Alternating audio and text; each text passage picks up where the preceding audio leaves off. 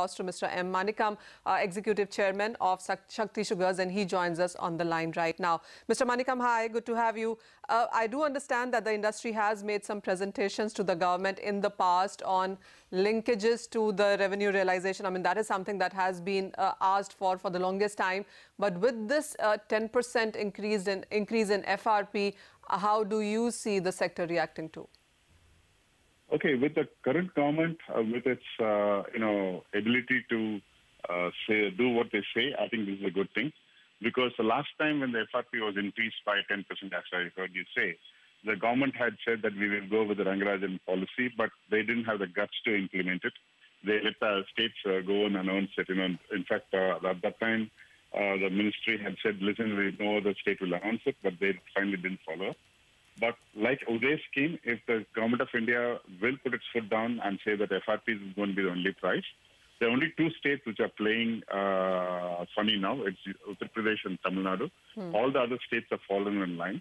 If the centre is able to, put its discipline down on Uttar Pradesh and Tamil Nadu to say that FRP will be the price, I think it's fantastic. It will be very good news for the industry. All right. And Uttar Pradesh being a BJP-led state, and Tamil Nadu also being compliant, I think this should not be a problem. But this is the thing that we expect that the centre should put its foot down, saying that FRP is only recognized price and no local state can start playing politics by announcing price.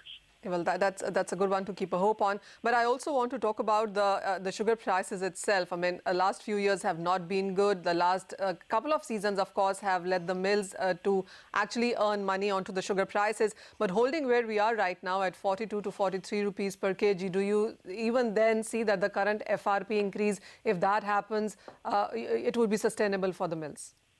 Yeah, as long as we don't allow the states to monkey around, it's perfect. What is your sense on the sugar prices itself? Because the way it is, the international sugar prices have been on the weaker side as well. And India prices, of course, seem to be controlled.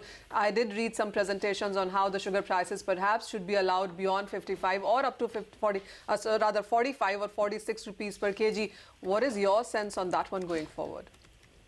I don't think we need to go. In fact, if FRP is followed, for instance, I think they're going from 23 to 25.5. And the break-even price of sugar, if FRP is the only price that I need to deal with, I'm okay with 40 rupees of sugar.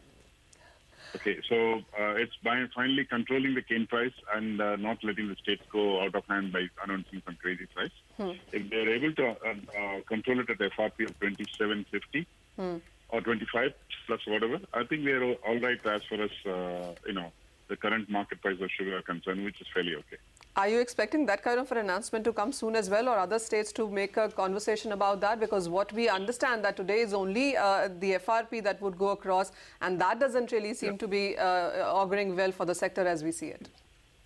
Not really. I mean, this government can push Uday through everybody. And Uday has impacted every man. But whereas in this, it's very few people, about 3 crore people who are covered. And basically just in UP and Tamil Nadu, it's going to be something like 20 lakh to 30 lakh farmers. I don't think it's going to be a major impact. The government has the ability to do it. And I'm very confident that if they want to do it, they can do it.